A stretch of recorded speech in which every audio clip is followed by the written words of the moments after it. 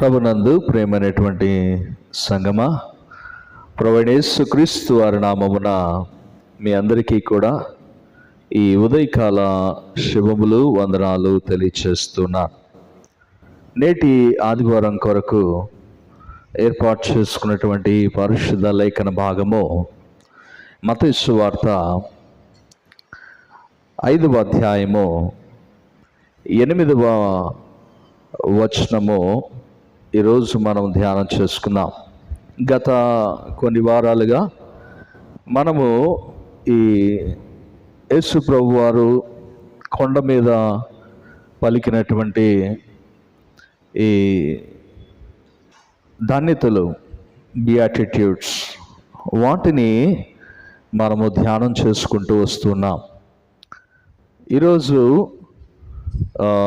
ఆరవ ధన్యత హృదయ శుద్ధి గలవారు ధన్యులు, వారు దేవుని చూచెదరు అనేటువంటి ఈ 6వ ధన్యతను మనము ధ్యానం చేసుకుందాం. ప్రేమైనటువంటి సంగమా, అసలు ప్రభు కొండ మీద పలికినటువంటి ఈ ధన్యతలు లేదా ఆ కొండ మీద ప్రసంగంలో అనేక విషయాలు అందులో పొందుపరిచాడు. ఒక క్రైస్తవ విశ్వాసి జీవితము ఎలా ఉండాలి అనడానికి ఇవి మార్గనిర్దేశకాలుగా మనం చూడాలి. These are the guidelines for a Christian life. ఒక క్రైస్తవ జీవితానికి ఇవి మార్గదర్శకాలు. వీటిని మనము చాలా సింపుల్గా తీసుకుంటాం. Will take it very easy. ఎందుకంటే వీటిని పాటించడం అంత సామాన్యమైన విషయం కాదు. Maybe some people may say that it is very easy to you practice. I don't think so.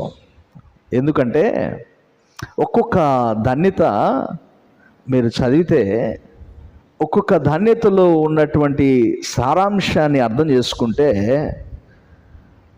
మనం ఏమై ఉన్నామో, మన స్థితి ఏంటో పరిపూర్ణంగా గ్రహించుకోగలుగుతాం. ఇక్కడ blessed are the pure in heart for they shall see God. Billy Graham ఒక మాట అన్నాడు. బిల్లీ గ్రహం గారు ఒక మాట అన్నాడు, a pure heart is a reflection of doing what God wants us to do. స్వచ్ఛమైనటువంటి హృదయము, శుద్ధమైనటువంటి హృదయము కలిగి ఉండడం అంటే ఏంటి అంటే నథింగ్ బట్ దేవుడు మనల్ని ఏమి చేయమని చెప్పాడో అది చేయడం. దేవుడు మనకి ఏది బోధించాడో, ఏది చెయ్యమని చెప్పాడో అది చేయడమే స్వచ్ఛమైనటువంటి హృదయము, శుద్ధమైనటువంటి హృదయం అని బిల్లీ గ్రహం గారు అన్నారు. హృదయము శుద్ధంగా ఉంచుకోవడం, పరిశుద్ధంగా ఉంచుకోవడం లేదా క్లీన్గా ఉంచుకోవడం అంత సులువా? Is it very simple? Is it that simple? ఇంకా చెప్పాలంటే అంత సులువా? హృదయాన్ని శుభ్రపరుచుకోవడం అంటే, హృదయము స్వచ్ఛంగా శుద్ధంగా ఉండాలి అంటే అది సాధ్యమా? ప్రేమైనటువంటి వాళ్ళారా, ప్రభు ఇక్కడ మనకు జ్ఞాపకం చేస్తున్నాడు. అందుకే ఇక్కడ హృదయ శుద్ధి గలవారు ధన్యులు, వారు దేవుణ్ణి చూచెదరు అంటే not physically. It was not talking about the physical thing. ఫిజికల్గా చూస్తాం, ఫిజికల్గా కూడా చూస్తాం, బట్ ఎప్పుడు ఈ లోకంలో కాదు, ఇక్కడ కాదు. ఫిజికల్గా చూసేటప్పటికి ఈ లోకంలో ఉండి మనం వెడలి వెళ్ళిన తర్వాత ప్రభు సన్నిధిలోనికి చేరిన తర్వాత అప్పుడు మనము నిజంగా ఆయన చూస్తాం. ఆయన సన్నిధిలోనికి మనం చేరినప్పుడు మనము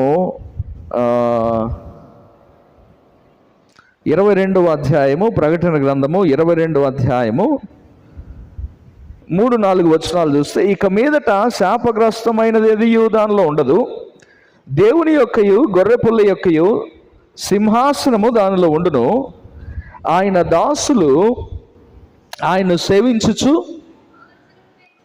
ఆయన ముఖదర్శనము చేయుచుందురు. ఆయన ముఖదర్శనము అనేది చేస్తాం ఎప్పుడు? ప్రభు సన్నిధికి చేరిన తర్వాత. ఇక్కడ మనకు చదువుకున్నటువంటి వాక్య భాగంలో చెప్పబడుతున్నటువంటిది ఆ సందర్భాన్ని బట్టి చెప్పినటువంటి మాట కాదు ఇది. దాన్ని సూచనగా చూపిస్తూ చెప్పినటువంటి మాట కాదు ఇది. ఈ లోకంలో ఇక్కడ ఆయనను చూడగలిగినటువంటి స్థితిని సంపాదించుకోవడం. ఏంటి దాని అర్థం? Here seeing God does not means that physical act of seeing God. దేవుణ్ణి ప్రత్యక్షంగా ఫిజికల్గా చూస్తామని కాదు. Rather it's a spiritual awareness in our soul of God's presence in our lifes. దేవుని యొక్క సన్నిధి మన జీవితంలో అనుభవించడం, దేవుణ్ణి చూడడం అంటే. నీ హృదయము పరిశుద్ధంగా ఉన్నప్పుడు దేవుడు నిన్ను నడిపిస్తాడు. He can make you to walk in his path. దేవుడు ఆయన సంరక్షణలో, ఆయన అడుగుజాడల్లో, ఆయన ఉద్దేశాల్లో, ఆయన చిత్తములో మనల్ని నడిపించుకొని తీసుకుని వెళ్తాడు. అందుకే అంటాడు, హృదయ శుద్ధి కలిగినటువంటి వారు, the pure heart a path to God's presence and blessings.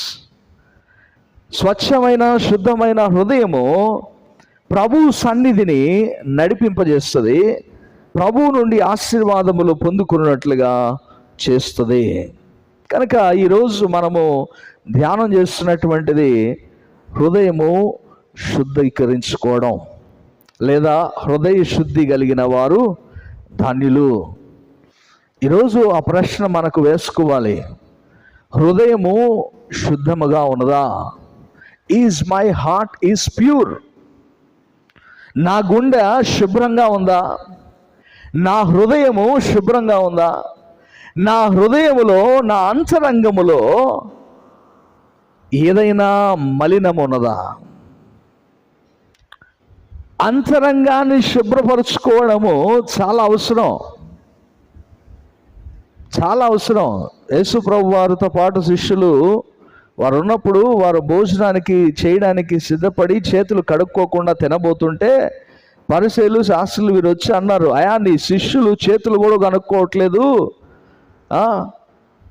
ఆచారాలను వారు పాటించట్లేదు, పారంపర్య ఆచారాలను పాటించట్లేదు అంటే ప్రభు అక్కడ ఒక చక్కని మాటను ప్రస్తావన చేశాడు.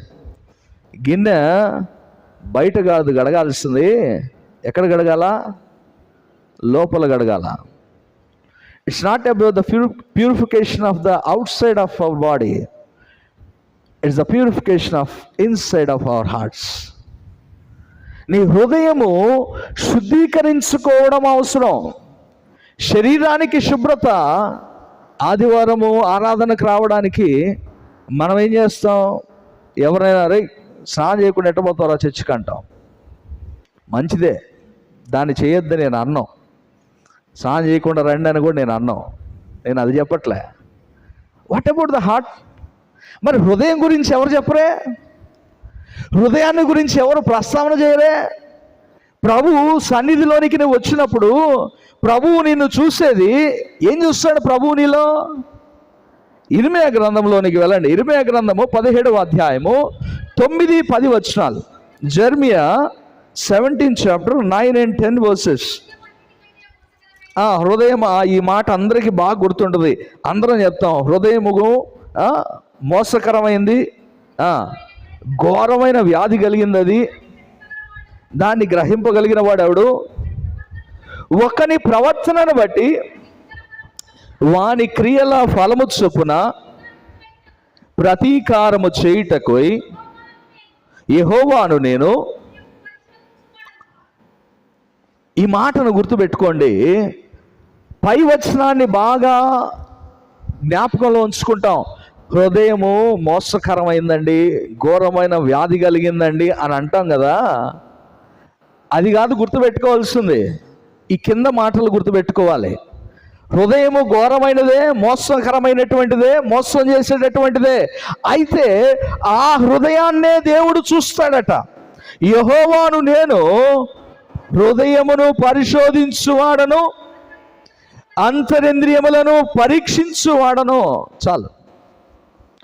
హృదయము పరిశుద్ధంగా శుద్ధీకరించబడినటువంటి రీతిలో ఎందుకు ఉండాలి?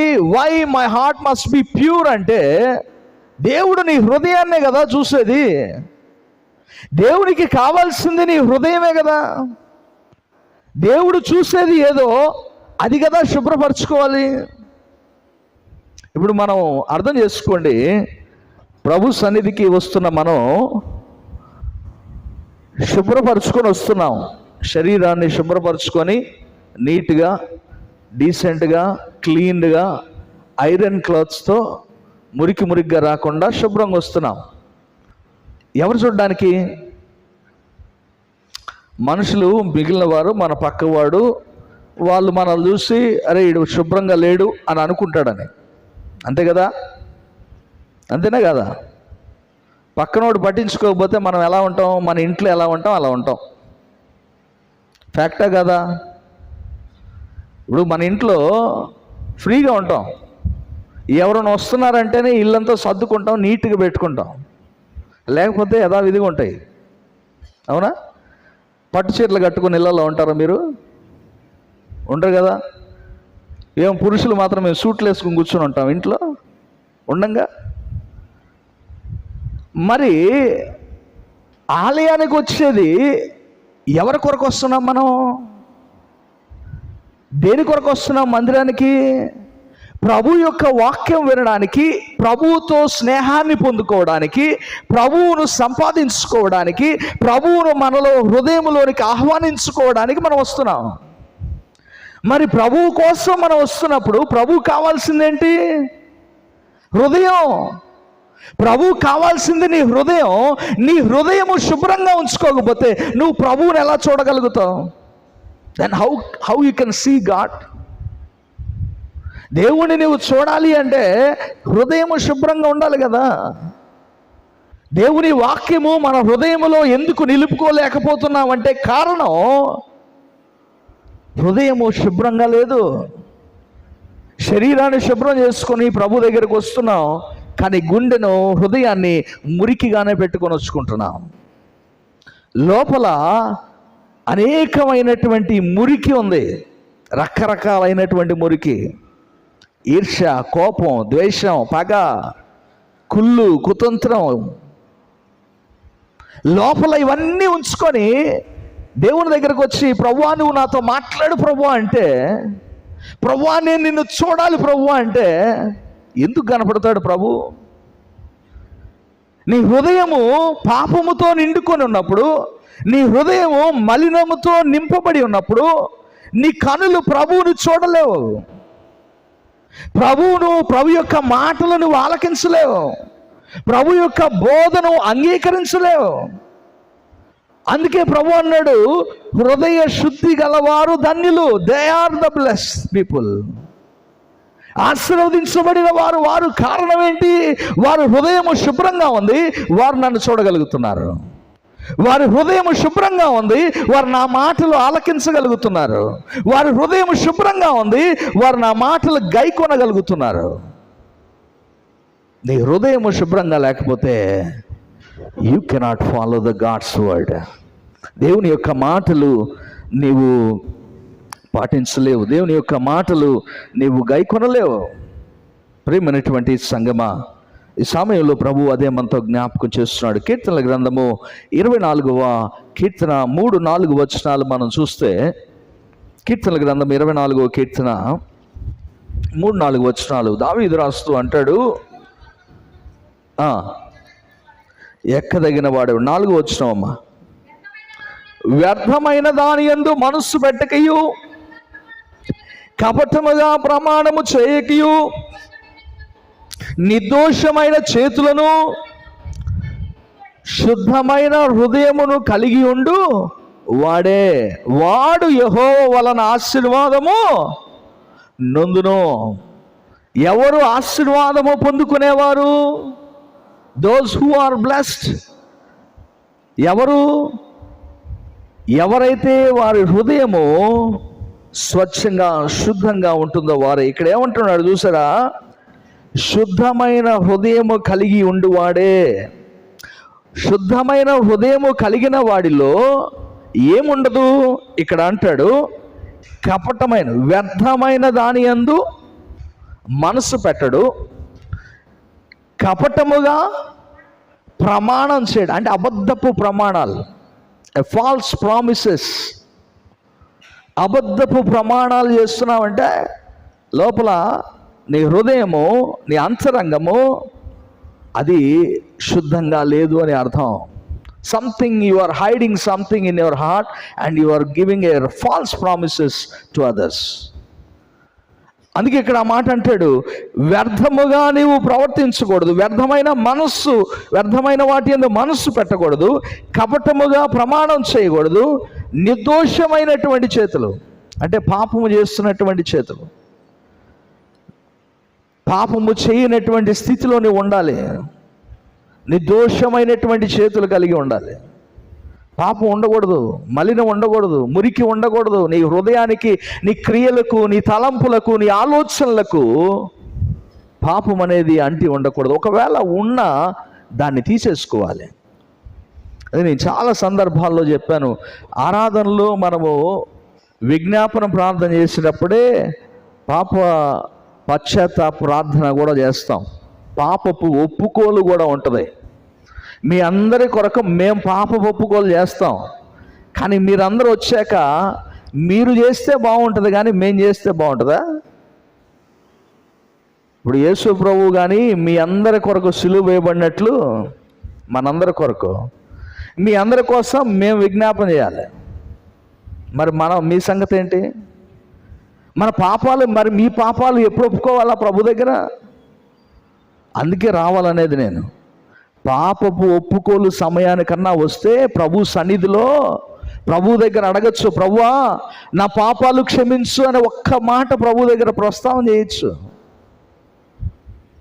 ప్రియమైన సంగమా, హృదయం శుద్ధంగా ఉండాలి అంటే నీలో పాపము ఉండకూడదు, పాపపు ఆలోచన ఉండకూడదు, మురికి ఉండకూడదు. దావీదు అనేక పాపములు చేసిన తర్వాత హృదయానుసారుడు అని పిలువబడినటువంటి దావీదు దేవునితో విన్నవించుకుంటున్నాడు. పాపం చేసిన తర్వాత దావీదు ప్రభువును అడుగుతున్నాడు. 51వ కీర్తనలో మనం చూస్తే 51వ కీర్తన 10వ వచనంలో దావీదు అంటాడు, అయ్యా దేవా నా దోషములు. 9 కూడా చదవండి, అప్పుడు అర్థమవుతుంది.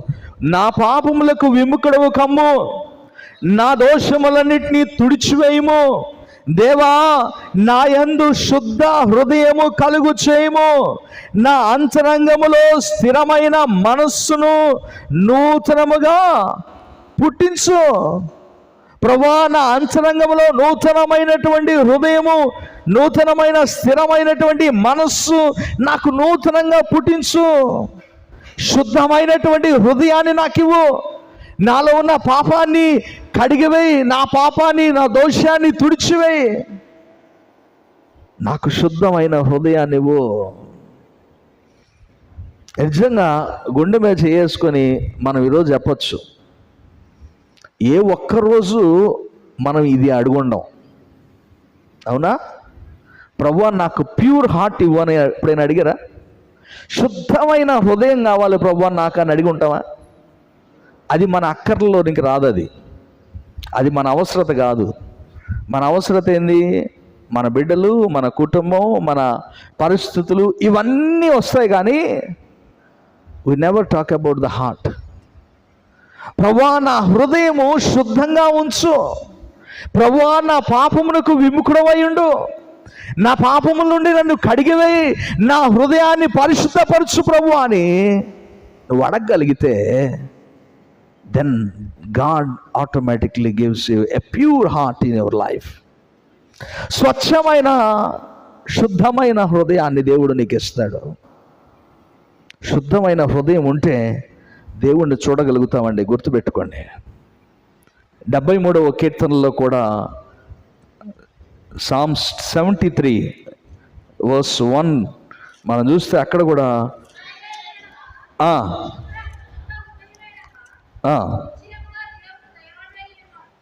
ఎవరికి దేవుడు దయాళుడై అన్నాడట? ఇశ్రాయేలు ఎడల, శుద్ధ హృదయుల ఎడల. ఎ ప్యూర్ హార్ట్ పర్సన్, స్వచ్ఛమైన శుద్ధమైన హృదయాన్ని కలిగిన వ్యక్తికి దేవుడు దయాళుడై ఉన్నాడు అన్నాడు. దేవుని యొక్క దయాళుత్వాన్ని పొందుకోవడం అనేది అంత సింపుల్ కాదు. దేవుని యొక్క దయను సంపాదించుకోవడం అనేది అంత సులువు కాదు. నీ జీవితంలో, నా జీవితంలో దేవుని యొక్క దయను పొందుకోవాలంటే నీ హృదయము పరిశుద్ధంగా ఉంచుకోవడం ఆరంభించాలి. మన హృదయాలు పరిశుద్ధపరచుకోవడం ఆరంభించాలి.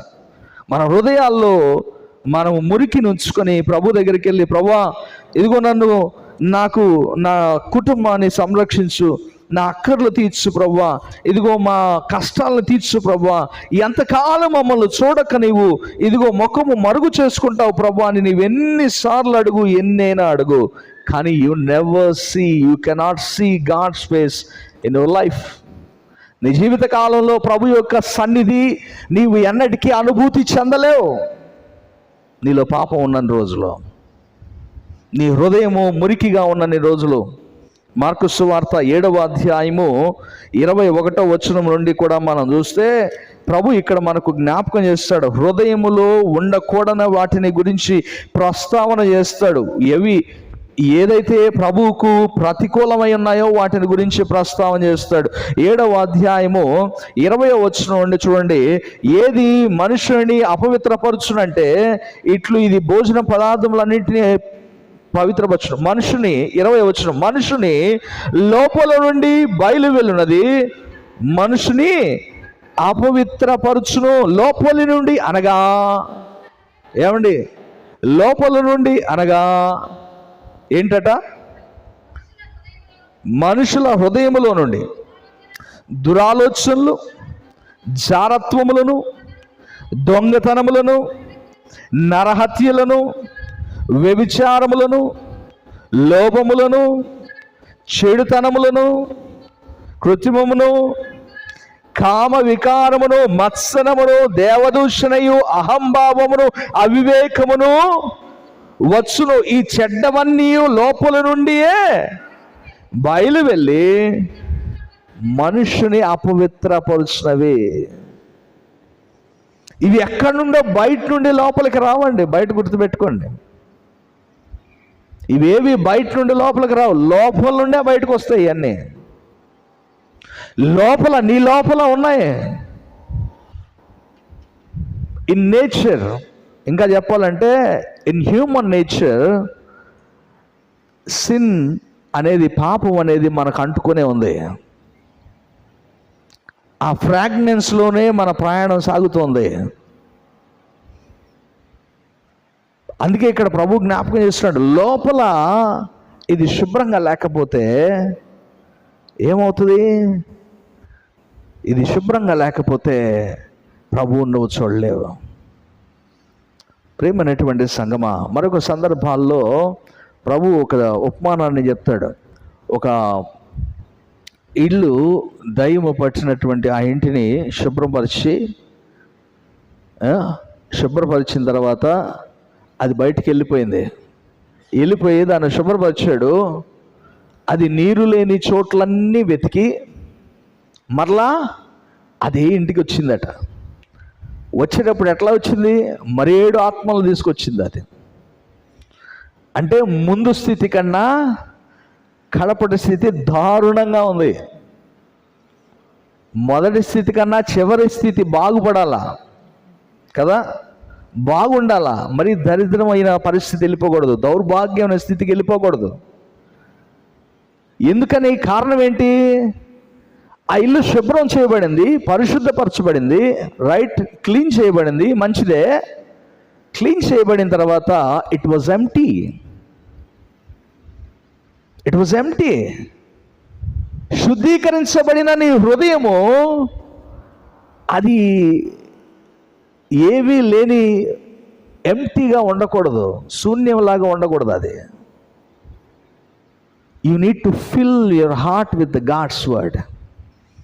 ద్వితీయోపదేశకాండంలో ఒక మాట వ్రాయబడుతుంది. ద్వితీయోపదేశకాండం 5వ అధ్యాయము 29వ వచనం చూడండి. ఇక్కడ అంటాడు, ఇశ్రాయేలు జనులతో మాట్లాడుతూ ఆజ్ఞలు ఇచ్చిన తర్వాత, ప్రభు ఆజ్ఞలను మరలా వారికి గుర్తు చేసిన తర్వాత 5వ అధ్యాయము 29వ వచనంలో, వారికిని వారి సంతానమునకును నిత్యమును క్షేమము కలుగునట్లు వారు నా యందు భయభక్తులు కలిగి నా ఆజ్ఞలన్నింటినీ అనుసరించు మనస్సు వారికి ఉండిన మేలు.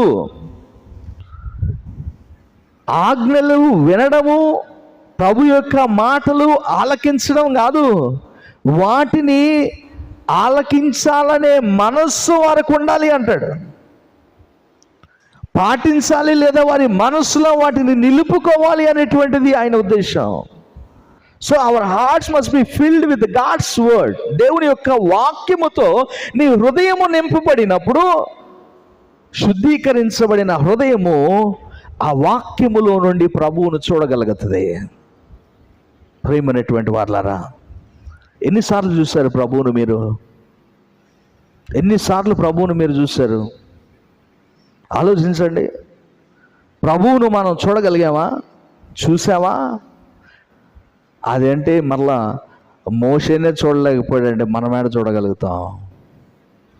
నేను ఫిజికల్గా చూడడాన్ని గురించి మాట్లాడట్లేదు. I'm not talking about the physical presence of the God. దేవుణ్ణి ప్రత్యక్షంగా చూసావా అని నేను అడగట్లేదు.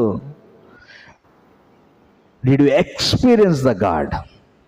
ప్రభువును అనుభూతి చెందాలి. చూడడం అంటే నీ క్రియల్లో, నీ మాటల్లో, నీ స్వభావంలో, నీ హృదయంలో దేవుని వాక్యాన్ని నింపుకున్నప్పుడు ఆ వాక్యము ప్రభువును నీకు కనపరుస్తుంది. నీ కన్నులు ఎదుట you can see God with your eyes when the God's word is in your heart. నీ హృదయంలో దేవుని వాక్యం ఉన్నప్పుడు యు కెన్ సీ గాడ్.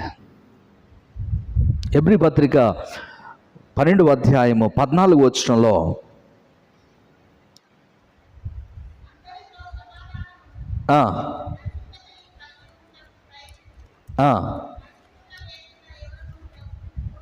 ఏమండి?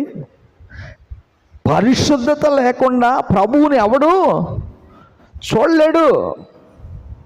నీ హృదయము పరిశుద్ధంగా చేసుకోకపోతే, నీ హృదయం పరిశుద్ధంగా ఉంచుకోకపోతే నువ్వు ప్రభువుని చూడలేవు అంతే. దానికి ఇంకొక క్లాజ్ ఏం లేదు. పోనీ ఇంకొకసారి చూడొచ్చా? కాదు. నీ హృదయము పరిశుద్ధంగా అవ్వకపోతే నువ్వు చూడలేవు. లేదండి నా హృదయంలో కొంచెం ఉంది మురికి, కానీ ప్రభువుని నేను చూడాలని ఆశ ఉంది, చూస్తాను అంటే కుదరదు. ఇప్పుడు జక్కయ్య, సుంకపు గుర్తుదారుడైనటువంటి జక్కయ్య, నేను పొట్టివాడైన జక్కయ్య అన్నం, ఎందుకంటే సుంకపు గుర్తుదారుడైన జక్కయ్య అనాలి. ఆయన బలహీనతను మనం చూడొద్దు, ఆయన గొప్పతనాన్ని చూడాలి. Is the person who changed. ప్రభువును చూసిన తర్వాత మారిపోయినటువంటి వ్యక్తి. ప్రభువును తన ఇంటిలోనికి చేర్చుకున్న తర్వాత తనకై తానే ముందుకొచ్చి ప్రభువుతో అంటున్నాడు, అయ్యా నా ఆస్తిలో సగభాగము నేను ఎవరి దగ్గర అన్యాయంగా తీసుకున్నానో వారికి 200 ఇచ్చేస్తాను, పేదలకు మిగిలిన సగాన్ని పనిచేస్తాను. I don't need this. నాకు ఈ ఆస్తి పాస్తులు, నేను సంపాదించుకున్న ఈ ధనము నాకేది అవసరం లేదు. ఎందుకు చెప్పాడు ఆ మాట? చెప్పండి, ఎందుకు చెప్పుంటాడు? ఇప్పుడు అంత ధనాన్ని సంపాదించుకున్నవాడు, ఆస్తిని కూడబెట్టుకున్నవాడు, ప్రభువు తన ఇంటికి రాగానే ప్రభువుతో తాను అంటున్నటువంటి మాట, సగము ఎవరి దగ్గర దోచుకున్నానో వాళ్ళకి ఇచ్చేస్తా, సగము పేదలకు ఇచ్చేస్తా అంటున్నాడు. ఇంక ఈయనకేముంది? ఏముంది ఈయనకి చెప్పండి? ఆలోచించారు ఎప్పుడైనా? ఇప్పుడు సగం పేదలకు ఇచ్చేస్తా, సగం ఏమో దోచుకున్న వాళ్ళకి ఇచ్చేస్తా, మిగిలిన మరి ఆయన దగ్గర ఏముంది? ఏముంది ఆయన దగ్గర? ఏం లేదా? ఏముంది ఆయన కాడ? అసలు వీటికంటే విలువైనటువంటి ప్రభువు ఉన్నాడు ఆయన దగ్గర. Nothing is comparable to God. దేవుని కంటే ఏది కూడా తనకు ఎక్కువగా కనపడలేదు. హృదయంలో దేవుని కంటే ఎక్కువగా స్థానం ఇవ్వడానికి ఏది లేదు. నీ హృదయంలో దేవునికి కావాల్సింది దేవునికి నీ హృదయమే. నీ హృదయంలో ఉండాల్సింది దేవుని వాక్యమే. అంతకంటే ఎక్కువైంది ఏది? More important. దానికంటే ఏదైనా ఎక్కువ అవసరమైంది ఏదైనా ఉందా? జక్కయ్యకి అనిపించలేదు. అందుకే అన్నాడు ప్రభు, నేడు ఈ ఇంటికి రక్షణ వచ్చి ఉన్నది అన్నాడు. Today salvation is came to this house. కారణం ఏంటి? కారణం ప్రభువును తన హృదయంలోనికి తీసుకున్నాడు, తన ఇంటిలోకి కాదండి. మేబీ మనం అనుకోవచ్చు, ప్రభువే కదా తన ఇంటిలోనికి వచ్చాడు. రైట్, ప్రభువు తన ఇంటిలోనికి వచ్చాడు. కానీ జక్కయ్య ప్రభువును తన గుండెల్లోకి తీసుకున్నాడు, ప్రభువును లోపలికి ఆహ్వానించుకున్నాడు. అందుకే లోపల ఉన్న వాటన్నిటిని బయట వేసేసాడు. లోపల ఉన్న తన ఆశలు, తన ఆలోచనలు, తనకున్నటువంటి ఆ సంపాదించుకోవాలనే ఆతృత, ఇవేమీ లేవు, అన్నీ వదిలేశాడు. He left everything. అన్నీ వదిలేసి ప్రభుతో అన్నాడు, ప్రభా ఇవన్నీ నాకొద్దు ఇవి. నీ హృదయం దేంతో నిండి ఉన్నదో అది గుర్తుపెట్టుకోండి. మీ హృదయంలో ఉన్నటువంటి ఆలోచన మీ వ్యక్తిత్వాన్ని బయలుపరుస్తుంది. హృదయములో నుండే పాపం పుట్టుకొస్తుంది, హృదయములో నుండే దోషములు పుట్టుకొస్తాయి. సామెతల గ్రంథము 4వ అధ్యాయము 20వ వచనంలో మనం చూస్తే, సామెతల గ్రంథము 4వ అధ్యాయము, నా కుమారుడా నా మాటలను ఆలకింపుము, నా వాక్యములు నీవు చెవియొగ్గుము, నీ కనుల ఎదుటి నుండి వాటిని తొలగిపోనీయకము, నీ హృదయమందు వాటిని భద్రపరుచుకొనుము. ఎందుకో తెలుసా? నీ హృదయంలో వాక్యమును ఎందుకు భద్రపరుచుకోవాలంటే, అది దొరికిన వానికి అవి జీవమును, వాని సర్వ శరీరమునకు ఆరోగ్యమును ఇచ్చును. నీ హృదయములో నుండి జీవధారలు బయలుదేరును. కాబట్టి అన్నిటికంటే ముఖ్యముగా నీ హృదయమును భద్రముగా కాపాడుకొనుము. Just take care of your hearts. జాగ్రత్తగా కాపాడుకోండి. నీ హృదయంలోనికి దేవుని వాక్యాన్ని నింపుకుంటే అది జీవధారలు అందులో నుండి బయటకు రావాలి. నీ హృదయంలో నుండి రావాల్సిందే జీవధారలు అండి. దేవుని వాక్యాలు, జీవమును కలిగించే ఆ మాటలు, జీవమునకు ఆధారమైనటువంటి బోధలు. అదే కానీ నీ హృదయంలో నుండి రావాల్సింది చెడ్డ మాటలు కాదు. నీ హృదయంలో నుండి రావాల్సింది మూర్ఖపు మాటలు కాదు. అందుకే ఇక్కడ తర్వాత రాస్తాడు, చదవండి కావాలంటే, ఆ కిందే ఉంటాయి. 24 వచనం, మూర్ఖపు మాటలు నోటికి రానియకము, పెదవుల నుండి కుటిలమైన మాటలు రానియకము, నీ కన్నులు ఇటు అటు చూడక సరిగాను, నీ కనురెప్పలు నీ ముందర సూటిగాను చూడవలెను. నీవు నడుచు మార్గమును సరళముగా చేయము, అప్పుడు నీ మార్గములన్నీ స్థిరములగును. నీవు కుడి తట్టుకైనను ఎడమ తట్టుకైనను తిరగకుము, నీ పాదమును కీడునకు దూరముగా తొలగించుకో. నీ హృదయము వీటిని మరలా తాకకూడదు. నీ హృదయంలో దేవుని వాక్యము నువ్వు నింపుకున్నప్పుడు, జీవధారలు నీలో నుండి వెళ్తూ ఉన్నప్పుడు, మూర్ఖపు మాటలు మన నోట రాకూడదు, అబద్ధపు మాటలు మన నోట రాకూడదు, పెదవుల నుండి కుటిలమైనటువంటి మాటలు రాకూడదు, కుయుక్తి కలిగిన మాటలు రాకూడదు. వస్తున్నాయంటే అర్థం ఏంటో తెలుసా? నీ హృదయం శుద్ధంగా లేదు, నీ హృదయము పరిశుద్ధంగా లేదు. నీ హృదయంలో పాపముతో, పాపపు ఆలోచనలతో నింపుకొని ఉన్నావు. ఇతరుల మీద ద్వేషమో, పగో, కోపమో, అసూయో, బాధో, కష్టమో,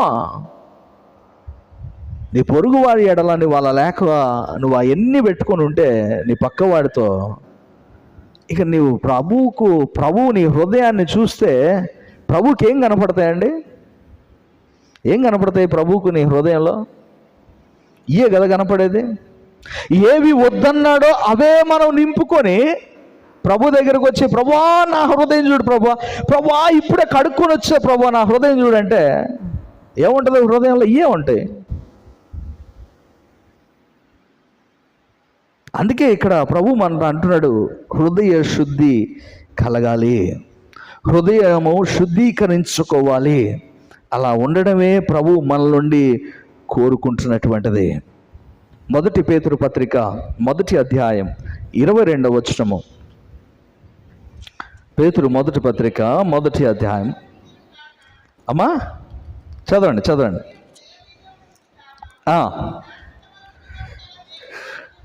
శాశ్వతమగు జీవము గల దేవుని వాక్య మూలముగా అక్షయ బీజము నుండి పుట్టినవారు గనుక ఏం కలిగి ఉండాలటండి? నిష్కపటమైన సహోదర ప్రేమ కలుగునట్లు మీరు సత్యమునకు విధేయులవుట చేత మీ మనస్సులను పవిత్రపరుచుకొనిన వారై ఉండి ఒకరినొకడు హృదయపూర్వకముగాను మిక్కటముగాను ప్రేమించుడి. ఏలయనగా సర్వ శరీరులు గడ్డిని పోలిన వారు, వారి అందమంతయు గడ్డి పువ్వు వలె ఉన్నది. గడ్డి ఎండును, దాని పువ్వును రాలును.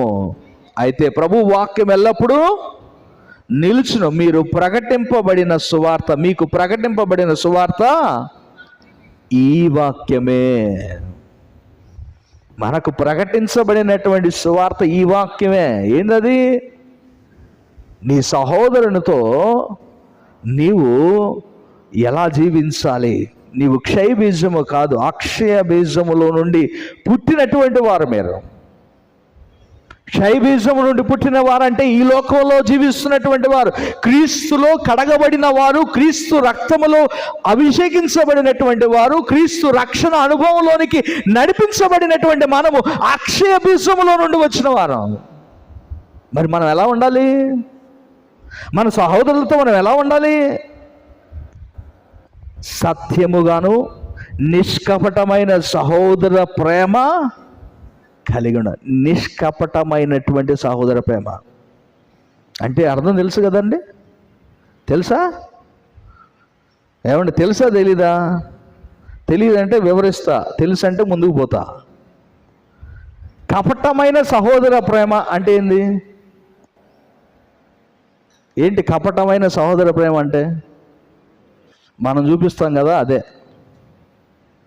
లోపల ఆ వ్యక్తి మీద మనకు బాధ ఉంటుంది, కానీ కనబడితే ఎదురుపడితే ప్రైజ్ లార్డ్ బ్రదర్ అంటాం.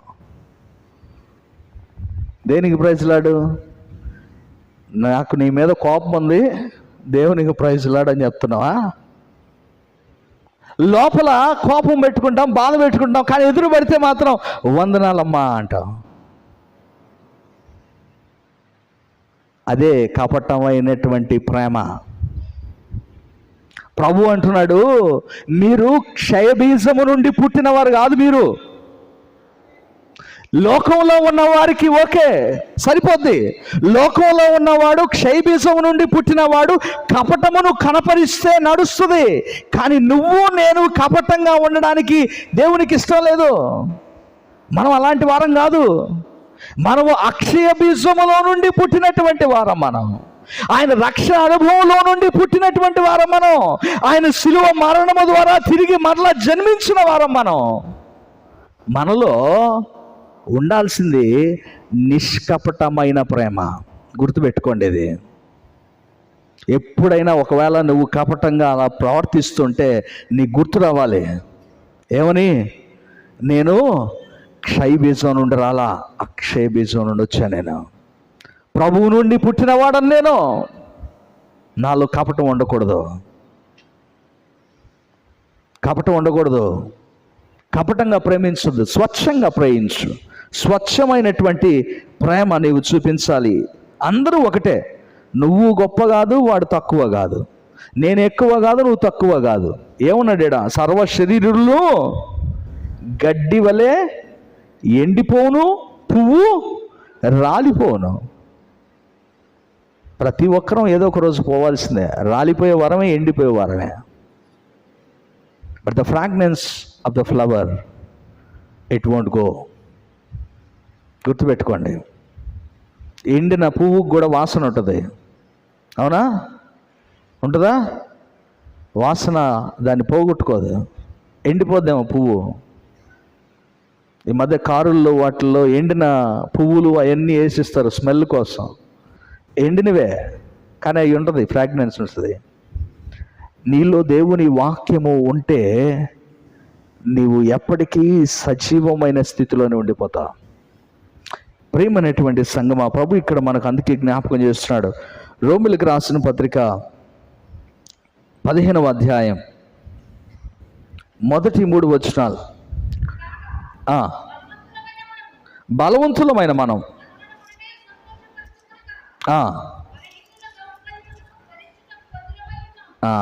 ఇది గుర్తుపెట్టుకోండి. మనము బలవంతులమైనటువంటి మనల్ని మనమే సంతోషపరచుకోవద్దు. బలహీనలను, దౌర్భాగ్యులను భరించుటకు మనం బద్ధులమైనాం. అంటే మనకు మనమే సంతోషించి, మనకు మనమే ఆనందపడి, మనకు మనమే తృప్తిపడి కాదు, ఇతరులతో పంచుకోవాలి. బలహీనులతో పంచుకోవాలి. బలహీనులతో నీ ప్రేమను పంచుకోవాలి, వారిని బలపరచాలి. అందుకే ఇక్కడ అంటాడు, తన పొరుగువానికి క్షేమాభివృద్ధి కలుగునట్లు మనలో ప్రతివాడును. ఏమండి, ఇది ఒక రోమా సంఘానికి వ్రాయబడిన మాట కాదు. ఈ మాట చదువుతున్నప్పుడు ఇది అందరితో మాట్లాడుతున్న మాట. ఏమంటున్నాడు? మనలో ప్రతివాడును, ఎవ్రీ వన్ ఆఫ్ అస్. మనలో ప్రతివాడు, ఏ ఒక్కరికి ఎగ్జంప్షన్ లేదు, ఏ ఒక్కరిని పక్కన పెట్టడానికి లేదు. Every one. పాస్టర్ గారు నన్ను దీంట్లో చేర్చొద్దు కాదు, నువ్వు కూడా యు హ్యావ్ టు. నువ్వు ఉన్నావు దీంట్లో. ప్రతివాడును ఏం చేయాలట? మేలైన దాని యందు అతనిని, ఎవరిని సంతోషపరచాలా? నీ పొరుగువాడిని. దుఃఖపరచుకుని ఉంటే చాలు, సంతోషపెట్టే తర్వాత సంగతి. వాక్యం ఏముంటుంది తెలుసా? You need to please others, your neighbours. నీ సహోదరుని నువ్వు సంతోషపెట్టాలి, మేలైన దాన్ని చేసి. దాని కొరకు నీవు పిలువబడ్డావు, దాని కొరకు దేవుడు నిన్ను ఏర్పాటు చేసుకున్నాడు. అందుకే ఆ తర్వాత ఆ మాట అంటాడు, క్రీస్తు కూడా. చూడండి ఆ కంపారిజన్, పౌలు చూడండి ఏం కంపారిజన్ చేస్తున్నాడు. క్రీస్తు కూడా తన్ను తాను సంతోషపరుచుకొనలేదు, కానీ నిన్ను నిందించు వారి నిందలు నా మీద పడిను అని వ్రాయబడి ఉన్నట్లు ఆయనకు సంభవించును. తన్ను తాను సంతోషపరచుకోవడానికి క్రీస్తు రాలేదు ఇక్కడికి. నీవు పడాల్సిన నింద, నీ మీద మోపాల్సిన నింద ఆయన భరించడానికి వచ్చాడు. నీ పొరుగువాడి కోసం నింద పడడానికి మనం ఒప్పుకోం. అసలు నా కోసం నేను నింద పడాలంటేనే ఒప్పుకోను, పక్కోడి కోసం ఏంది? ఏమండి, ఒప్పుకుంటారా? మనల్ని ఎవడైనా ఒక మాట నిందించాడు అనుకోండి, ఒప్పుకుంటారా? నేనైతే ఒప్పుకోను. నాకు చిన్నప్పుడు నుండి అదొక స్వభావం. చిన్నప్పుడు ఉండే, ఇప్పుడు లేదు, తగ్గిపోయింది అది. ఒక మాట అంటే ఒప్పుకునేవాడిని కాదు నేను. ఒక మాట అంటే పడను నేను, రివర్స్ అయిపోయేవాడిని. అదేందో తెలీదు, సేవకు వచ్చిన తర్వాత అంటే గొమ్ముకు వింటా కూర్చుంటున్నా. నిందించబడడానికి, ఇతరులను సంతోషపరచడానికి దేవుడు నిన్ను నన్ను నియమించుకున్నాడు. నిన్ను నన్ను పిలుచుకున్నటువంటి ఉద్దేశం అదే. అందుకే ప్రభు ఇక్కడ ఈ మాటను ప్రస్తావన చేస్తున్నాడు. మనం బలవంతులం కనుక బలహీనులైనటువంటి వారు నిందిస్తారు నిన్ను.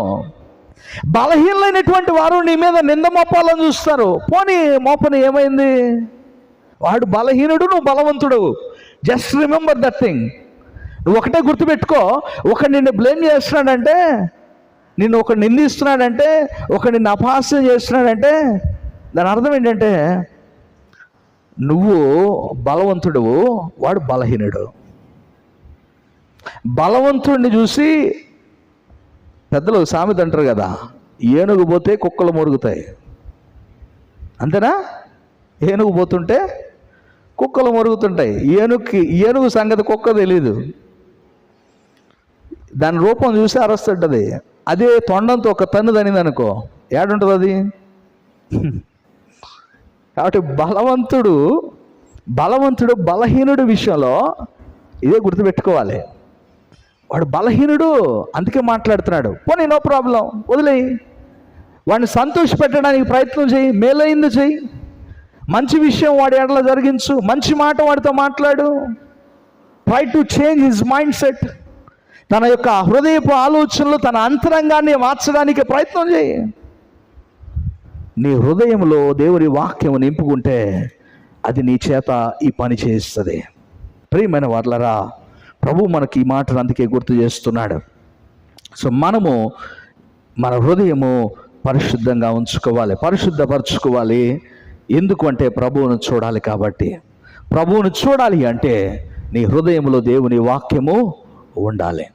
So you need to fill your hearts with the God's word, not with the worse things and పనికిరాని మాటలతో నీ హృదయాన్ని నింపుకోవద్దు. పనికి మాలిన విషయాలతో నీ హృదయాన్ని నింపుకోవద్దు. ఒక మాట నేను చదివి వాక్యాన్ని ముగించేస్తాను. ప్రభు ఇది కూడా గుర్తు చేసుకోవాలి. ప్రభువు ఒక మాటను సెలవిస్తాడు పరలోక రాజ్యాన్ని గురించి. చిన్న బిడ్డలను ప్రభు దగ్గరికి వస్తుంటే ఆటంకపరచడానికి ప్రయత్నిస్తారు. ఆటంకపరుస్తుంటే శిష్యులు, ప్రభు అన్నాడు వారితో, వారిని ఆటంకపరచొద్దు, పరలోక రాజ్యం ఇలాంటి వారిదే అన్నాడు, చిన్న బిడ్డల వంటి వారిదే అన్నాడు. ఎందుకన్నాడు తెలుసా ఆ మాట?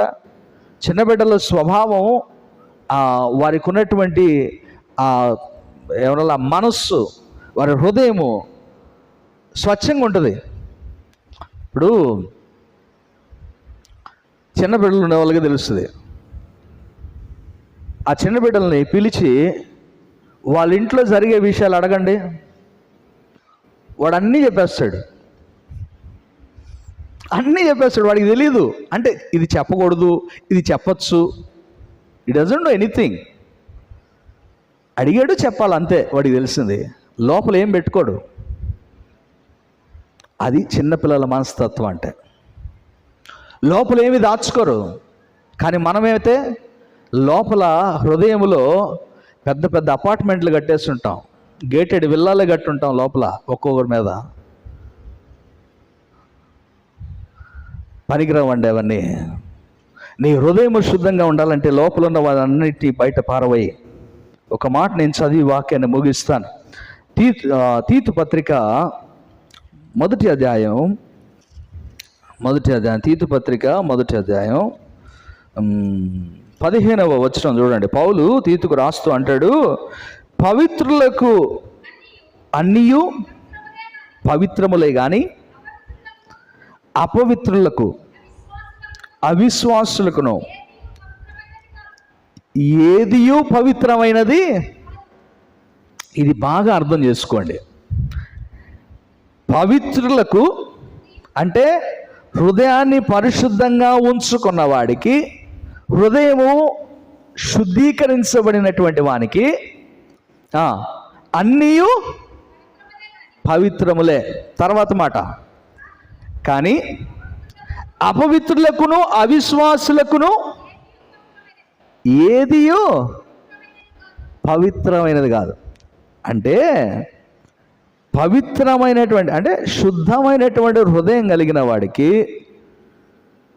ఎ ప్యూర్ హార్టెడ్ పర్సన్, వానికి ఎవని మీద కూడా, ఏ మాటతో కూడా దాంట్లో తప్పు పట్టడానికి కానీ, లేదా చెడుగా అర్థం చేసుకోవడానికి కానీ, చెడుగా భావించడానికి కానీ వాని మనసు రాదు.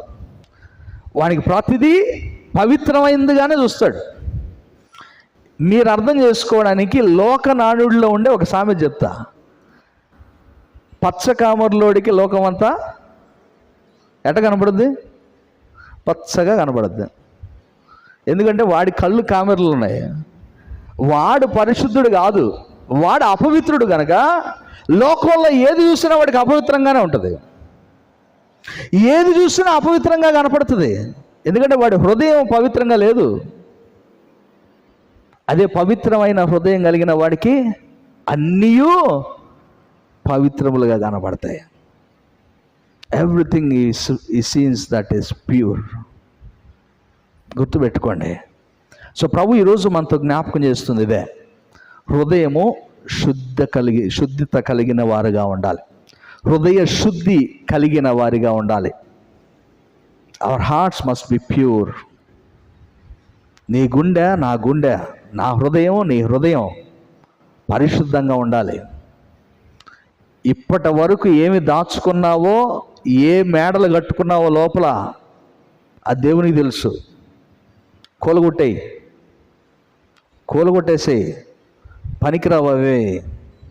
నువ్వు పెట్టుకున్న పగలు, కోపాలు, ద్వేషాలు, అసూయలు ఏమీ లోపల ఉంచుకోవకండి. ఎందుకంటే దేవుడు నీ హృదయాన్ని చూస్తున్నాడు. నీవు ప్రభు సన్నిధికి వచ్చినప్పుడే ప్రభువు నీ పై రూపాన్ని చూడడు, నీ హృదయాన్ని చూస్తున్నాడు. హృదయాన్ని పరిశోధించువాడు, పరీక్షించువాడు మన ప్రభువు. పరీక్షించి తెలుసుకుంటాడు మనల్ని. ఇంకా గుర్తుపెట్టుకోండి, మన లైఫ్లో చాలామంది వ్యక్తులు వస్తుంటారు, పోతుంటారు. వస్తూ పోతూ ఉండడానికి కారణం ఏంటో తెలుసా? God places people and situations in our life to help us to keep our hearts pure. మన హృదయము ఎలా మెలుగుతుందో, ఎలా దాన్ని మలుచుకోవాలో, ఎలా పరిశుద్ధపరచుకోవాలో వ్యక్తుల ద్వారా, పరిస్థితుల ద్వారా ప్రభువు నిత్యము మనల్ని హెచ్చరిస్తూనే ఉంటాడు. సో మనల్ని మనం సరి చేసుకోవాలా? నా హృదయము పరిశుద్ధంగా పుచ్చుకోకుండా, హృదయంలో దేవుని వాక్యంతో నింపుకోకుండా చెత్తా చెదారంతో నింపేసుకుంటే దేవుని వాక్యము నా హృదయంలో ఉండదు. నా హృదయాన్ని శుభ్రపరచుకోవాలా, తర్వాత దాంతో దేవుని వాక్యాన్ని నింపుకోవాలా. అప్పుడు then I can see God. అల్టిమేట్గా మనం గుర్తుపెట్టుకోవాల్సింది ఏంటంటే, దేవుణ్ణి నేను చూడాలి. I need to experience God. దేవుణ్ణి అనుభూతి చెందాలి. అది అంత సులువైంది కాదు. గాడ్స్ ప్రెజెన్స్ అనేది అనుభూతి చెందాలి. ఎట్లా ఉంటుందో ఒకసారి ఊహించుకోండి, అనుకోండి. దేవుని సన్నిధి నాతో ఉన్నది అనే తలంపు కలిగితే ఎదురు వచ్చేది గొల్యాత్ అయినా, సింహం అయినా, ఏదైనా భయపడతావా? దావీదు రాసిన 23వ కీర్తనలో ఏమంటాడు? గాఢాంధకారపు లోయలలో నేను సంచరించిన ఏ అపాయమునకు భయపడను. ఎందుకు భయపడను? Because lord is my shepherd. ప్రేమైన వర్లరా, ఈ మాట మనం జ్ఞాపకం ఉంచుకోవాలి. సో మన హృదయాలు పరిశుద్ధంగా చేసుకోవాలి. హృదయంలో ఏం ఉంచుకోవద్దు. Clean your hearts, cleanse your hearts and fill with the God's word. దేవుని వాక్యంతో నింపుకోండి. దేవుని వాక్యం మనలో పరిశుద్ధంగా జీవింపజేస్తుంది. అట్టి కృప పరిశుద్ధాత్మ దేవుడు మనకు అనుగ్రహించునుగాక. ప్రార్థన చేసుకుందాం.